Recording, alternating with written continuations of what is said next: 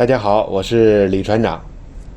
我们知道这个气象学啊，它的应用是非常广泛的啊，它是这个大气科学的一个分支，包括大气化学还有大气物理学。那么自古以来呢，实际上凡是说受气象因素影响比较大的这些行业呢，所谓的就是说靠天吃饭吧，啊，它都会形成自己的行业内的这个应用气象学。你比如说航空啊，开飞机的，那么就是航空气象学啊。我呢是农民，我种地，那就有什么呢？有农业气象学。你开轮船的，那就是航海气象学了，对吧？那有人说我开车呢，有开车气象学，这对不起，这真没有。你呀，开车上下班，你就关注这个天气预报就行了，对不对？所以呢，这个天气预报啊，这个是气象学的一个侧重点，它目的呢就是预测未来的这个天气情况，比如下雨了，我要带伞啊等等。那么航海气象学呢，一样，在实际中的运用呢是一样的啊，通过预测未来的天气来规避风险。关于航海气象学呢，也是船长必修的一门课程。我们翻开这个教材啊，我们就发现这里边的内容十分庞杂，天气啊、温度啊、环流、气压、风流、波浪，哎呦，等等等等，那是相当的专业，同时呢也是相当的枯燥。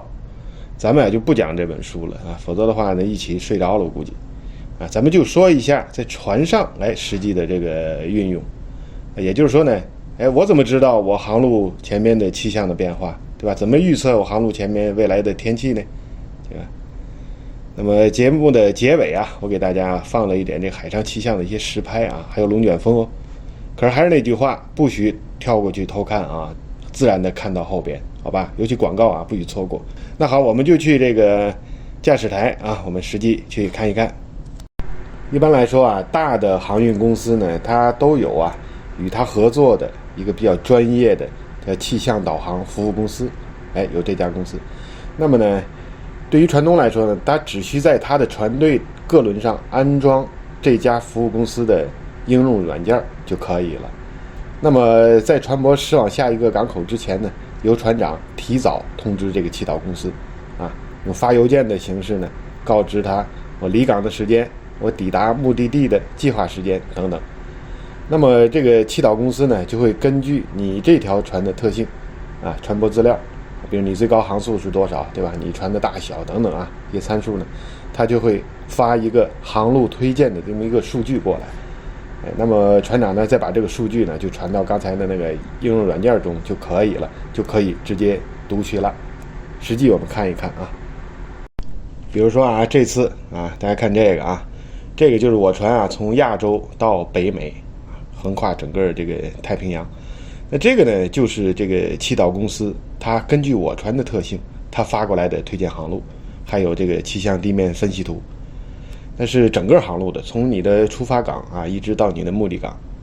当然了，在这个航行的途中，它会定期的给你更新这个气象数据，根据前面的天气状况呢，来建议一些航路的一个微调整等等。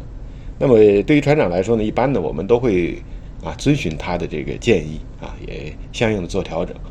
因为什么呢？因为这个气象学虽然是船长必修的一门课程，但是呢，它毕竟是船长这整个工作中的其中的一个点。而这个气象对气导公司来说呢，这就是人家的饭碗，大家明白了。所以无论从哪一方面讲呢，我们还是说非常在意他给我们的建议的啊。当然你船长可以拒绝啊，你说的不对，你气导公司说的不对，但是你要拿出有力的证据来说明你说的不对，那么你可以不遵守他的，可以按照你的思路去走。但一般情况呢，我们都是遵循他的建议的。那么大家看这个，这就是实际工作中这个软件它提供的这个台风的分析啊。那么我们可以看到啊，它这个是非常直观的，对吧？你像这种非常专业的电子化、数据化非常高的这种气象分析呢，也确确实实给船长带来了莫大的便利。大家看那个小红点在移动啊，那是我设的每3小时再移动一次。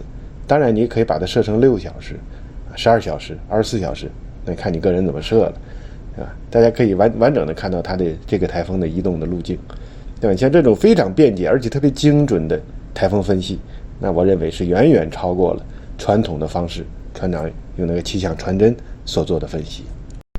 那么我再用每12小时移动一次的方式呢，整个给大家这样播放一遍。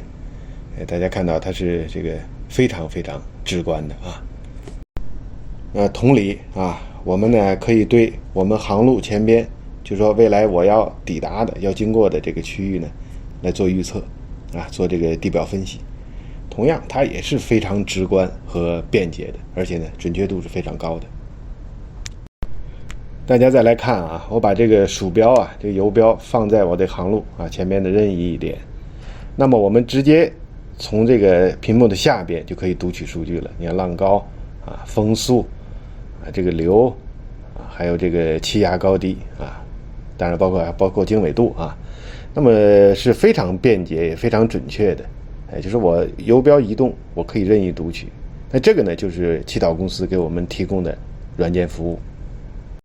同时呢，作为使用者，我们可以根据我们船啊，不同的这个航区啊，有换航线了，比如说这个要求，以及呢不同时间段的这个要求，还有呢不同的气象数据的要求，这些个你都可以在这个软件里面设定。你设定好了之后呢，就向这个祈祷公司啊就发出申请了。那祈祷公司就会根据你的要求，给你发送气象数据。而且呢，还是随时更改，及时获取。那刚才提到了传统的气象传真机，大家看这个就是啊，用它来接收气象传真图，它呢也是有各式各样的设定啊，比如说人工可以接收，也可以这个定时接收等等啊。再比如说这个打印出来的这个500 MB 的高空图，当然了，还有这个地面的分析图，这一定要有的。所以呢，大家记住。这个气象传真机并没有取消啊，法规呢依然要求它工作，也就是说，船上一定要利用它接收这个气象传真，并且打印、归档、备查。所以说呢，现代设备啊和传统设备啊，在船上它现在目前是并存的。那好，大家辛苦了，那咱们呢一起就来欣赏海上的美景吧。那这个呢是彩虹，大家仔细看啊，这个还是个双彩虹。代表好运，我祝大家好运连连，心想事成。那这个呢，就是龙卷风啊，答应大家这个龙吸水，对吧？那从天上到海上，大家看正在那吸水呢。再看这个双龙吸水，二龙戏珠，所以呢，这好事啊要成双，咱们大家啊，咱都是好事成双啊。那再来看这个，你看前面的那个云呢，就跟给切了一刀一样。这个是风切变吗？不是吧？应该是左边有个上升气流这样造成的啊。好，我们再来看个霞光万道，霞光万道可以加持大家的好运。那以后呢，我也多拍一些这样的风景啊，然后放在这个视频里边，跟大家咱们一起分享，好吧？那好吧，那这期呢我们就聊到这里，下期再见吧。